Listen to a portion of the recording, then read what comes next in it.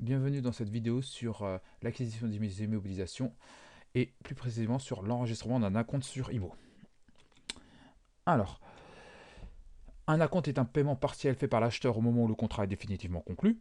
Alors, ça ne s'enregistre pas comme pour un bien de consommation courante, ça veut dire qu'on ne va pas enregistrer, on ne va pas utiliser les comptes 4091 ni les comptes 4191, mais on va utiliser les comptes 237 pour les IMO incorporels, exemple un logiciel, et les comptes 238 pour les avances et acomptes versés sur commande d'immobilisation corporelle, et il y a des sous-comptes, par exemple pour la construction 2383.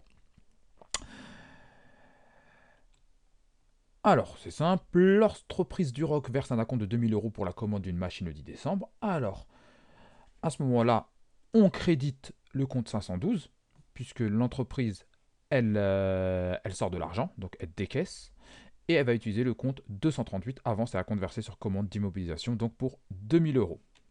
Lors de la réception de la facture, donc ici je vous ai mis la facture, une facture de 14 000 € hors taxe, une TVA de 20% en 2800, ce qui nous fait 16 800 €.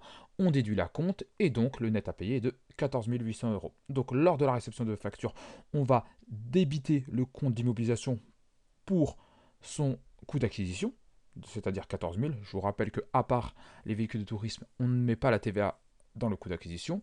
La TVA, elle est pour 2800 €. On doit 14 800 à notre fournisseur d'immobilisation et il faudra solder le compte 238. Le compte 238, il avait été débité lors de la première écriture. Cette fois ici, il est crédité pour solde. Voilà.